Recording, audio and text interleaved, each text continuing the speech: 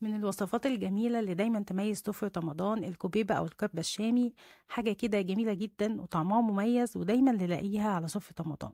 هنعملها النهاردة بوصفة بسيطة جدا وكمان اقتصادية ومش هتفتح معانا وطعمها تحفة. يلا نبدأ بسم الله ونشوف نعمل وصفتنا النهاردة ازاي. معايا هنا نص كيلو من اللحمة المفرومة. نسبة الدهن فيه 10%. باحطها كده في طاسة على البوتاجاز ولونها كله كده يبقى لون واحد زي ما انتم شايفين. هافضل اقلب فيها، لازم اتأكد ان كلها اتشوحت وخدت اللون البني الفاتح كده زي ما انتم شايفين في الفيديو. هافضل اقلب فيها كويس جدا بالشكل اللي انتم شايفينه ده. لازم اقلبها كويس وانشفها من اي مية نازلة منها.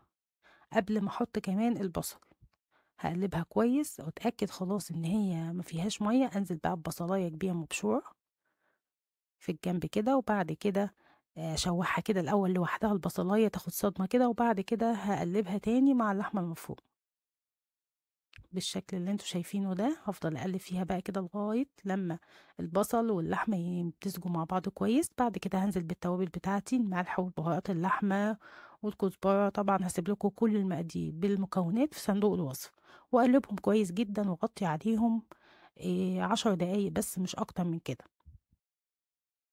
بعد كده باشوفها بتكون خلاص اللحمة بتاعتي جاهزة معايا، اتعصجت وجاهزة معايا، بس أهم حاجة زي ما انتوا شايفين ناشفة خالص. نروح بقى نجهز مع بعض الكوبيبة بتاعتنا. معايا هنا نص كيلو من البرغل غسلته كويس. بعد كده هحطه في بولة، أنا غسلاه بس مش نقعاه، وهضيف عليه نص كوباية من المية، مية عادية خالص، وهقلبه كويس جدا واسيبه يشرب المية بتاعته. اتاكد بس ان انا وزعت الميه فيه كله واسيبه بقى يشرب الميه، ونروح بقى نكمل بقيه الوصفه. معايا هنا ربع كيلو من اللحمه المفرومه الحمراء. اللحمه اللي انا هغلب بيها الكوبيبه لازم تكون حمراء ما فيهاش اي نسبه دهن. بضيفها كده في الكبه بتاعتي. واهم خطوه بقى اللي جايه دي، هنضيف مكعبين من التلج، وهناخد بقى اللحمه دي نضربها كويس جدا في الكبه لحد ما تبقى زي المعجون. التلج هيمتزج معاها وهتبقى زي المعجون. نيجي كده نضغط عليها نلاقيها كأنها دهان كده أو كريم، كريمي خالص زي ما انتوا شايفين كده. بصوا زي الكريمة كده خالص. بضغط عليها بتتفرد معايا. طبعا دي لو فيها دهن مش هينفع معاها الكلام ده خالص، هيعمل معانا شغط وهيبوظ الوصفة بالشكل ده. خلاص كده انا جهزت اللحمة، وهروح اشوف البرغل بتاعي شرب المية وبقى جاهز زي ما انتوا شايفين. خلاص كده البرغل بتاعي بقى جاهز. هاخد بقى البرغل بتاعي برضو هضربه في الكبة الأول لوحده، أخليه برضو زي عجينة طرية خالص عشان أعرف أشكلها. أضربه كويس جدا بالشكل ده. ممكن أضربه طبعا على مراحل لو الكبة مش هتاخده كله. بعد كده هضيف البرغل بعد ما ضربته كويس وبقى زي العجينة زي ما انتوا شايفين كده في بولة، وهضيف عليه اللحمة برضو اللي احنا ضربناها في الكبة. هضيف عليه كمان بصلاية كبيرة مبشورة بالشكل ده. وهبتدي بقى ان انا دلوقتي اعجنهم كويس قوي بايدي لحد ما اتاكد ان كلهم اختلطوا مع بعض وامتزجوا كويس جدا مع بعض. ناخد بالنا من الخطوات ونمشي عليها بالظبط. خلاص كده بقت جاهزه معايا.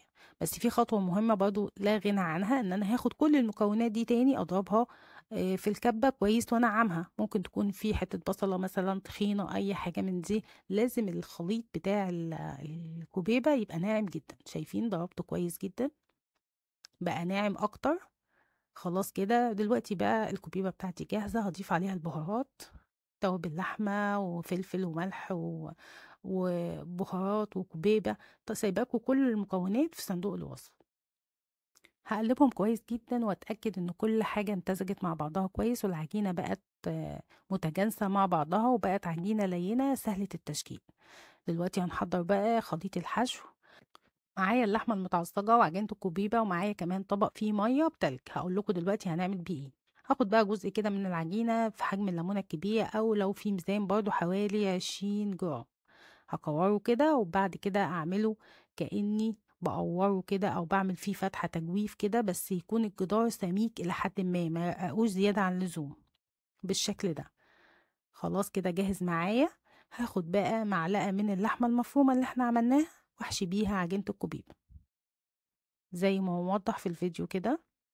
انا مش عايزة اجري او اسرع الفيديو عشان الخطوات تبقى واضحة.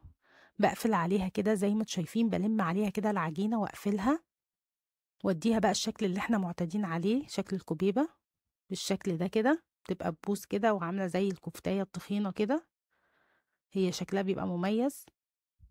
خلاص، عشان بقى ما تفتحش منّي هابِل إيدي بالمَيّة اللي بتلج وأقفل المسام بتاع عجينة الكُبيبة كويس جدًا، ده ما يخلّيش الكُبيبة تفِك منّي، وكمان بيساعد على إنها تبقى ملساء زي ما أنتم شايفين كده وتتماسك مع بعضها أكتر.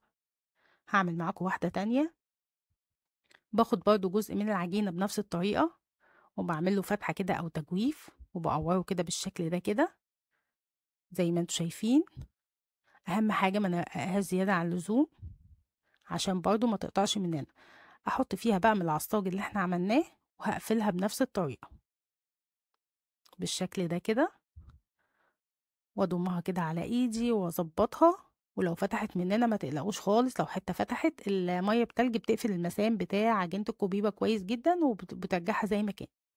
بابِل إيدي برضه كده وأملِّس عليها كويس جدًا عشان تنعم والمسام بتاعها تقفل. خلاص كده هاكمّل بنفس الطريقة بقية الكُبيبة، بس أهم حاجة ما نستهونش بالخطوة دي، لإن هي دي اللي ما بتخلّيش الكُبيبة تفتح معانا. شايفين شكلها بقى أملس وأنعم من ما كانت في الأول. هاخلّص بقى كل الكمية عشان نخزّن الكُبيبة، بتجمد في وضعها زي ما هي محطوطة كده في الطبق، وبعد كده باعبّيها في أطباق أو في أكياس، لإني لو حطيتها مع بعضها واتهزّت جوّه هتلزق في بعضها وتبقى عجينة. فالأفضل تجمد على صينية أو طبق كبير زي ما أنتم شايفين كده، وبعد كده نحطها في أكياس ونحفظها لرمضان. هنقلي بقى شوية كده مع بعض عشان أوريكم إن هي ما فكّتش وهتاخد لون جميل معايا ومش هتفك منّي وهتبقى بجد تحفة. جرّبوها الطريقة دي حلوة جدًا، بس أهم حاجة برضه ما نزوّدش كميات كبيرة في الطاسة عشان نقدر نقلّبها. هاسيبها خالص لغاية ما تتشمّع، شايفين نشفت، بدأت أقلّبها، ما أقلّبهاش وهي طرية عشان ما تفكِّش برضه، باقلّبها كده بالراحة لحد ما تبتدي بقى تاخد اللون الدهبي الجميل. أنا باحب أغمّقها شوية عن كده، أنتم حابين تطلّعوها باللون ده ما فيش مشكلة، كل واحد وذوقه. خلاص كده باطلّعها وباصفّيها وباقدّمها معاكم على بقدونس زي ما أنتم شايفين لونها حلو أوي، وبجد طعمها حلو أوي، الطريقة دي ممتازة، جرّبوها هتعجبكم جدًا. كمان لمّا نيجي نقليها وهي مجمّدة ناخدها على طول وهي مجمّدة في الزيت، ما نستناهاش إنها تفِك. تعالوا نشوفها بقى كده من جوّه. عايزة أقول لكم إن الريحة جميلة جدًا، شايفين بقى جميلة إزاي؟